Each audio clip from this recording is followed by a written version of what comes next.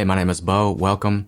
Let's face the facts. Most people in life, a large percentage, maybe 99% of people in this world will never live their dreams. They'll never achieve their biggest goals. They'll never live the life they truly want to live. They will end up settling for less than they really want deep down. And why is that? I've been on a mission for about 10 years now to try to figure that out. Why is it that some people achieve so much and live such great lives, and why is it that most people don't? So I want you to think about something real quick. The average person spends 3 hours a day on social media. 3 hours a day. Now, if you look at that in the span of just a day, it doesn't really seem like much. Like, it's just 3 hours, right?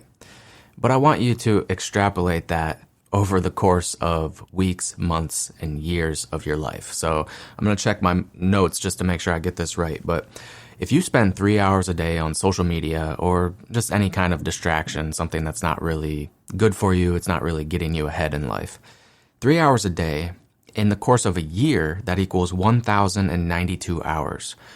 That is equivalent to 45 and a half days of your life. So now let's take that and extrapolate it over a longer period of time. Let's say you do that for 50 years of your life. If you do that for 50 years of your life, that equals 2,275 days of your life, which is equivalent to 6+ years of your life. 6 years of your life spent on social media or Netflix or whatever. 6 years, that's 24-hour days. That's not counting like sleeping. That's like literally 24-hour days. That's like if you worked on something for 6 years straight without sleeping. Imagine how much you could achieve if you just got 6 years back and you spent those 6 years just focused on the one thing you need to do to move yourself forward in life. You could achieve pretty much anything you wanted in life. You could master any skill. You could achieve any goal if you got that amount of time back and you used it wisely, right? So we really have to audit our attention. We have to pay attention to where we're paying attention. Are we putting our attention on things that serve us and move us forward? Or are we putting our attention on things that are just sort of a waste of time and don't really add any fulfillment to our lives? Now, I'm not suggesting that you give up things completely, that you never use social media or you never watch Netflix.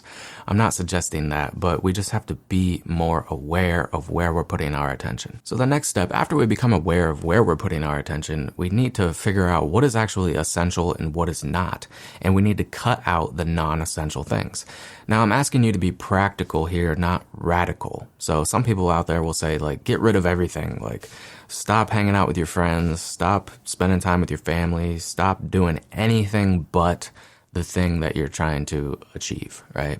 And some people, they take the radical route, and that's not what I'm suggesting. I'm just suggesting that you figure out what is really essential and what is not. I think spending time with your family, that's essential. Taking care of your health, doing, your hobbies that you enjoy, those things are essential in my opinion. But it's also about auditing how much time you're spending on those things. Like, yeah, maybe watching Netflix with your significant other or your kids once a week is essential. But is it essential to do it like every single night? Is it essential to binge watch all those episodes on Netflix every night? Do you need to watch 17 episodes a week, or could you cut it back to maybe 2 or 3? In the beginning, it might seem like a loss. It might seem like I'm giving up the things that I enjoy. But what you have to see is you're going to be replacing those things with things that bring you even more fulfillment. So giving up video games or giving up social media or Netflix or just cutting back on those things dramatically, in the beginning, it might feel like you're giving something up. But remember, you're going to be replacing those with things that are better for you and things that bring you more joy and peace and fulfillment in your life in the long term. So it's really not a loss, even though initially it might feel like you're giving something up. So after we eliminate the non-essential things or we determine a healthy balance, we need to figure out what we're going to replace some of those things with. So if you cut back on social media, let's say instead of 3 hours a day, you cut back to 1 hour a day. So that means you have 2 extra hours a day. That means you have 14 extra hours a week. So what are you going to do with those 14 extra hours? You have to figure that out. And I would recommend you focus on the highest leverage activities possible. High efficiency and high leverage, meaning there are things where you get the most bang for your buck. You get the most out of it with the least amount of input. So for example, in my life, making these videos is a high leverage activity because every time I make one of these videos and I put it out there, it stays out there. These videos can get views years from now. They can continue to generate attention and bring people into my world and show them what I have to share for years and years into the future. So I can make this video once and it can pay off years and years and years later. So for you, it might be something totally different. It's not making videos. Maybe it's writing or painting or focusing on that one thing that is going to move you ahead the fastest. That thing that's going to get you the most results. Because most people, what they do is they find fillers. They find things that just fill up their time, but don't really move them forward. They choose like the easy things to do. They play around on social media, or they, tweak their website, or they go study this thing or take an online course about this thing, or they find a reason to do almost anything but the main thing. Like for me, the main thing is making these videos at least at this point in my life. This is my main thing. So I would recommend that if you have a to-do list every day, things that you need to do, that to-do list should not be more than 2 or 3 items.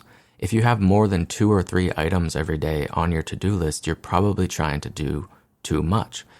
It's really about doing less, not more. You'll get farther ahead in life if you do less, not more, because that means you can put more energy into that main thing. If you spread your attention thin, then you never really get momentum in any one thing because you're splitting your attention. You're not giving enough energy to the things that need that energy. And that brings me to my next tip, which is automate, delegate, outsource, and batch process as much as possible. So you're going to be auditing your attention. You're going to be cutting out the non-essential. Then you're going to be figuring out what are the truly essential things. And those essential things, it shouldn't be more than a couple things that you should be doing on a daily basis to move you forward. But you might find that there's a lot of other things in your life that need to be taken care of. Like you need to get groceries, you need to make food, you need to do chores, you need to take care of your kids or drop them off at school or whatever. There's a lot of other things in life that we need to do. And these things maybe are essential, they need to be done, but you have to ask, do they need to be done by you? Why do they have to be done by you? Can't someone else go get the groceries?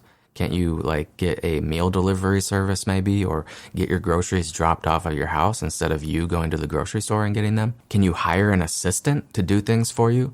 I believe that everyone should hire an assistant as soon as you possibly can. As soon as you can afford an assistant, and pretty much I think everyone can afford an assistant. I mean, you can start small and just have an assistant do something for you 1 or 2 hours a week. Just have them maybe get your groceries or cook your meals or whatever. So think about, what can you automate? What can you get technology to do for you? If you have an online business, for example, there's a lot of ways to automate things in your business so you don't have to do them.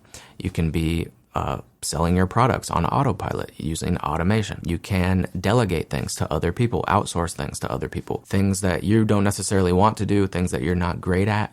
Try to find other people to do those things for you because maybe they're probably better at it than you anyway, and that frees up your time to focus on the things you're actually good at, focus on the things that are going to get you the most bang for your buck. And finally, number 5 is resist the urge to do more.